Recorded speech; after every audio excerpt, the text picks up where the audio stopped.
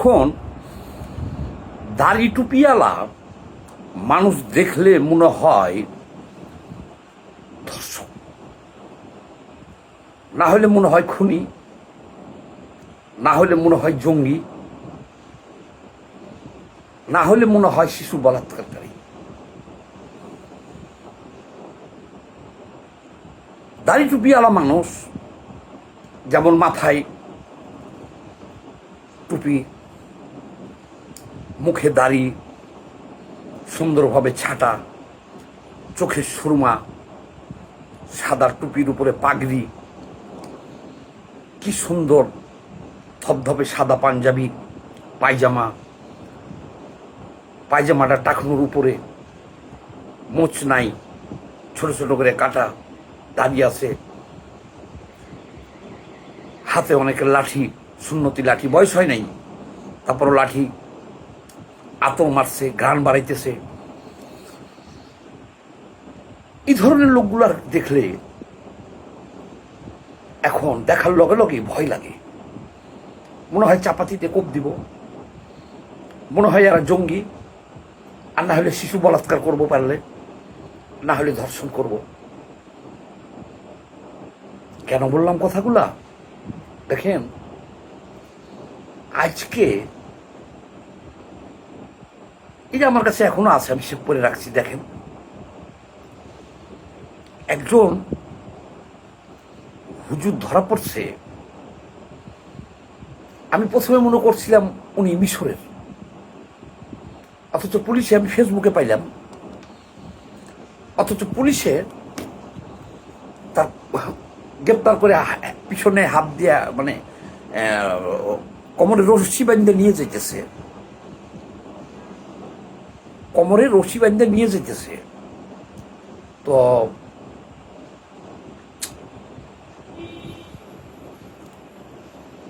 কোমরে রশি বান্ধে নিয়ে যেতেছে, কিন্তু হতবাক হয়ে গেলাম, কি সুন্দর চেহারা, অথচ উনি মাদ্রাসার এক ছাত্রীকে বলাৎকার করছে। এখন আপনাদেরকে আমি এটা কি দেখাবো আর বলেন? আর কেন কথাগুলো বলতেছি? সারা দেশে অসংখ্য এই লেবাসের লোকগুলোকেই দেখতেছি বলাৎকার করছে, করার পরে পুলিশের কোমরে দড়ি বেঁধে ধরে নিয়ে যেতেছে, অথবা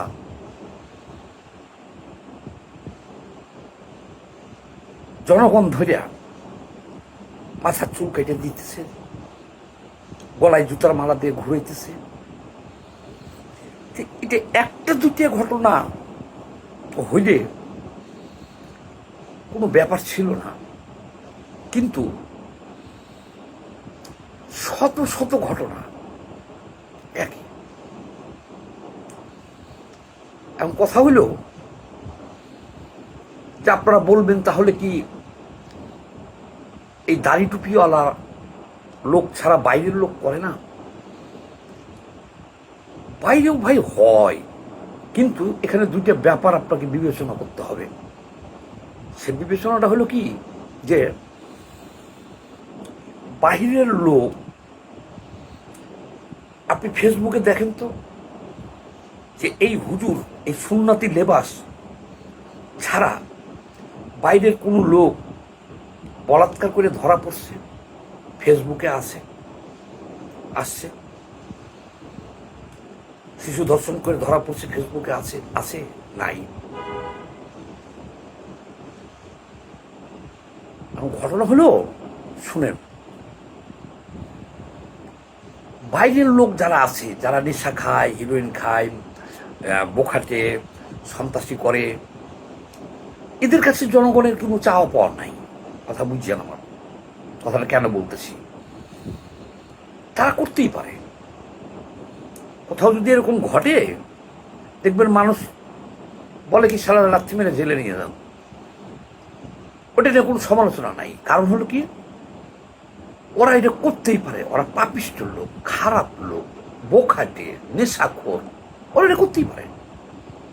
এই কারণে সেগুলো দেখেন ফেসবুকেও আসে না।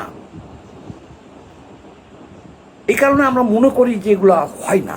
কারণ কোনো স্কুল কলেজের ঘটনা দেখেন তো আছে নাকি, বিশ্ববিদ্যালয়ের ঘটনা আছে এরকম না। ঘুরে ফিরে ধরা পড়তেছে এই মাদ্রাসার নুরানি চেহারার হুজুরাই ধরা পড়তেছে। এই জিনিসটা কেন ধরা পড়তেছে আর কেন আমি ভিডিও করতেছি, কেন এত আলোচনা? দেখেন, ধর্ম এমন একটা জিনিস যে ধর্মের জন্য মানুষ জীবন দিতে পারে, যে ধর্মের জন্য মানুষ কোটি কোটি টাকা দান করে দিচ্ছে মসজিদ মাদ্রাসে। ধর্মটা হলো পুত পবিত্র বলে মানুষ মনে করে। আর এই ধর্মের যারা ধারক বাহক, এদেরকে বলা হয় নায়েবে রাসূল বা নবীর উত্তরসূরি। এদের এই যে সুন্নতি লেবাসটা, মাথায় টুপি, মুখে দাড়ি, চোখে সুরমা, নবীর সুন্নতি লেবাস, এটাকে মানুষ শ্রদ্ধা করে, ভালোবাসে, এদেরকে বিশ্বাস করে যে এদের কাছে নারী পুরুষ আশ্রয় নিতে পারে, বিশ্বাস করতে পারে। একজন বোখাটের কাছে আপনি 5 লাখ টাকা আমানত, 50,000 টাকা রাখবেন না, কিন্তু এরকম একজন হুজুরের কাছে আপনি নির্দ্বিধায় 5 লাখ টাকা বিশ্বাস করতে পারেন। সেই পরিস্থিতিটা যুগ যুগান্তর শত বছর ধরে চলে আসতেছে। দেখেন, একজন গরিব মানুষ ভাত খাইতে পারে না, সে হুজুরকে দাওয়াত করে খাওয়াইতেছে 10 আইটেমের ঋণ করে হলেও। কোনো হুজুর যখন কারো বাড়িতে দাওয়াত খেতে যায়, দেখেন টেবিল ভরা খাওয়াল, অথচ দেখা গেছে ওই লোকটা ঋণ করে বা বহুত কষ্টে জোগাড় করে খাওয়াইতেছে। হুজুরে খাওয়াইয়া ওরা খুশি। কারণ এদেশের মানুষ মনে করে ওনারা হাদিস কোরআন পড়ে, দিনে রাত্রে ইবাদত বন্দেগী করে, আল্লাহ রাসূল আইন কানুন জানি, তাদের দোয়া কবুল হয়, আমরা তাদেরকে পীর শ্রদ্ধা করে, ভালোবাসি, টাকা পয়সা দেয়, দান করে, দোয়া নাই, এক কথাই। এই বিশ্বাসটা ভঙ্গ করতেছেন আপনারা, এই হুজুররা। এটা কত বড় মারাত্মক যে আপনি আল্লাহওয়ালা লোক, নায়েবে রাসূল, আপনাকে বিশ্বাস করিয়া তার মেয়েটাকে মাদ্রাসায় দিছে আপনার কাছে, আপনি সে মেয়েটাকে ধর্ষণ করলেন। খালি যে মেয়েটাকে ধর্ষণ করলেন তা না, আপনি তার এই যে অগাধ বিশ্বাসটা, ধর্মীয় বিশ্বাসটা, এখানে কুঠারাঘাত করলেন। শুধু ওনাকে না, যত মুসলমান ভাই আছে যারা দেখতেছে, সকলের হৃদয়ে আপনি কুঠারাঘাত করলেন। এই জিনিসটা আপনারা বুঝেন না, হুজুররা বুঝে না। আবার অনেকেই কমেন্টস করবে উল্টাপাল্টা, তারাও বুঝে না। অনেকে এখানে উল্টাপাল্টা কমেন্টসও করবে, তারাও কিন্তু এটা বুঝে না যে কেন হুজুররা করলে এই জিনিসটা এত ভাইরাল হয়। দেখেন, জামায়াতের এমপি দেওয়ান নজরুল গাজী সৎ লোক, ফেরেশতার মতন লোক, অথচ 2 দিন পর মারা যাবে, 75-80 বছর বয়স, 15 বছর বালিকা নিয়ে হোটেলে ধরা পড়তেছে। জামাতের আরো অনেক এরকম নেতা দেখলাম, আলেম ওলামা দেখতেছি, কারো পরক্রিয়া করতে প্রবাসীর ঘরে, প্রবাসীর স্ত্রীর ঘরে খাটের নিচে ধরা পড়তেছে, মাদ্রাসায় ধরা পড়তেছে, মসজিদে ধরা পড়তেছে, জুতার মালা গলায় নিয়ে ঘুরতেছে। ভাই, 1টা 2টা হইলে পরে কোনো কথা ছিল না, এটি শত শত। আর খালি শত শত হইলেও কথা ছিল না, এই যে হাজার হাজার শিশু বলাৎকারের মতো জঘন্য কাজ করে এরা ধরা পড়তেছে। একটা দুইটা হইতে এক কথা, যখন হাজার হাজার জন এরকম আমরা দেখতেছি, তাহলে আগে যেমন আমরা একজন আল্লাহ লোককে দেখলে শ্রদ্ধায় মাথাটা নত হয়ে আসতো, দোয়া নিতাম। আমরা অনেক টাকা পয়সা দিয়েছি, এখনো দেই মাদ্রাসায়, দেই কেন, এতিম ছেলে পেলে থাকে, দেই হুজুরদের দেই, তাদের কাছ থেকে দোয়া নেই, শ্রদ্ধায় মাথা নত হয়ে যেত। সেই ব্যক্তি আমি। এগুলো দেখতে দেখতে এখন এই ভাই পাগড়িওয়ালা লোক, দাড়ি টুপি, এই সুন্নতি লেবাস, এটা দেখলেই আমার ভয় লাগে। মনে হয় এরা ধর্ষক, মনে হয় কোথাও ধর্ষণ করতে চাইতেছে বা সুযোগ পেলেই ধর্ষণ করবে। দেখলেই মনে হয় এরা মনে হয় শিশু বলাৎকারী। আরে নাম করা যারা ওয়াজি হুজুর, বিখ্যাত যারা, আদনান, ওনার পুরো নামটা কি জানি, আদনান, দেখেন ওর কয়টা স্ত্রী, কতবার ছাড়তেছে, কতবার পরের স্ত্রীর বিয়ে করতেছে, যৌতুকের লোভে বিয়ে করতেছে। আবার সেই স্ত্রী অনলাইনে এসে বলতেছে ক্যান্ডিডেটটা যে ও নামাজ পড়ে না বাসায়, এবং এমনকি স্ত্রীর সাথে মেলামেশা করার পরে ফরজ গোসল ছাড়াই সে অজে চলে যায়, তার স্ত্রী এসে বলতেছে। যেন কুয়াকাটার বিখ্যাত হুজুর, উনি মিরপুর থেকে এক প্রবাসীর বউ বাইর করে নিয়ে গেল 2 বাচ্চা সহ। তো ও তো নিল, আবার ওর ভাই যে মেজবা আছে আলেম, সেও আরেকজনের স্ত্রী বাইর করে নিয়ে গেল। আর একটা আছে যে জেলে গেল, হাসানাইন হুসনাইন নাম, 5 নম্বর স্ত্রীর মামলায় জেলে গেল। এখন এ কারণে আবার দেখেন সারা পৃথিবীতে বা বাংলাদেশে যারা জঙ্গিবাদের অভিযোগে ধরা পড়তেছে, বম নিয়ে, চাপাতি নিয়ে, গুলি নিয়ে, তারাও তো এই লেবাসী, দাড়ি টুপি, এ লেবাসী তো তারা।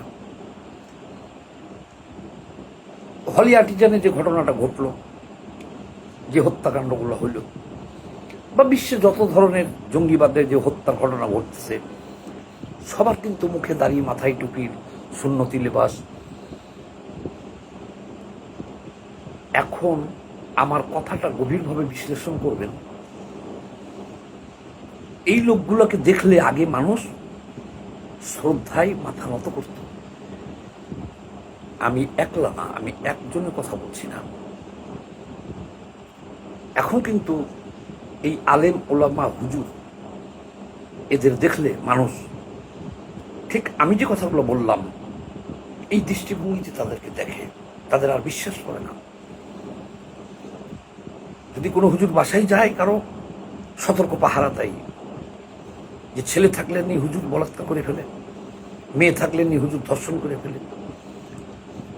এখন আর মাদ্রাসায় যে ছেলেগুলো পড়ে, তার পিতা মাতা বাসায় কিন্তু নিশ্চিন্তে ঘুমায় না। এখন কারো মেয়েকে আর মাদ্রাসায়, মহিলা মাদ্রাসায় যেখানে পুরুষ শিক্ষক আছে, সেখানে দিতে চায় না। এখন আমি যে কথাটা বললাম যে হুজুরদের দেখলেই মনে হয় চাপাতি দিয়ে কোপ দিব, না হলে বলাৎকার করব, না হলে ধর্ষণ করব, এই কথাটা যে আমি একলা সন্দেহ করতেছি, আমার মনে আসে, দেখলে চেহারা তা না। এখন তো বাংলাদেশের বেশিরভাগ মানুষেরই কিন্তু এখন সেন্টিমেন্ট এইটা। এখন যদি এই হুজুরগুলা এইভাবে মসজিদে, মাদ্রাসায় বলাৎকার অব্যাহত রাখে, ধর্ষণ অব্যাহত রাখে, আর হুজুররা এইভাবে পরনারী কেলেঙ্কারির মধ্যে পড়ে, একেবারে ধর্মের সর্বনাশ হয়ে যাবে না। একটা সময় আসবো মাদ্রাসায় ছেলে পাবেন না, মাদ্রাসায় মেয়ে পাবেন না, আর এই মুখে দাড়ি, সুন্নতি লেবাস দেখলেই মানুষ ঘৃণা করব। এই জন্য আমার এই ভিডিও বার্তাটা সবাই বেশি বেশি করে শেয়ার করবেন এবং হুজুরদেরকে বলবো সতর্ক হয়ে যান। কারণ আপনারা হচ্ছেন নায়েবে রাসূল। আপনারা এই চিন্তা করেন না যে একজন চিটার বাটপার নেশাখোর বা এই বোখাটা তারা যা করবে আপনারা তা করতে পারবেন। হয় নায়েবে রাসূল পদ ত্যাগ করেন, আলেম ওলামা সাজ্জেন না, দাড়ি জুড়ে কেটে ফেলান, করেন আপনারা, করেন, বোখাটে সাজে দেন আপনারা, সুন্নতি লেবাস রাসূলের লেবাসটা পরে কিছু করেন না, ধর্মটাকে ধ্বংস করেন না। এই যে এখন আপনারা এটা যদি বলেন যে হুজুরদের বাইরে কি কেউ করেন না, হ্যাঁ আপনি যদি করতে চান তাহলে আর হুজুর দাবি করেন না, নায়েবে রাসূল দাবি করেন না, এই সুন্নতি লেবাসটা রাখেন না, কাইটে সাফসুফ হইয়া আপনি করেন না। সবাই এই ভিডিওটা বেশি বেশি করে শেয়ার দিয়ে যাতে সব হুজুরে এটা দেখতে পারে। ধন্যবাদ।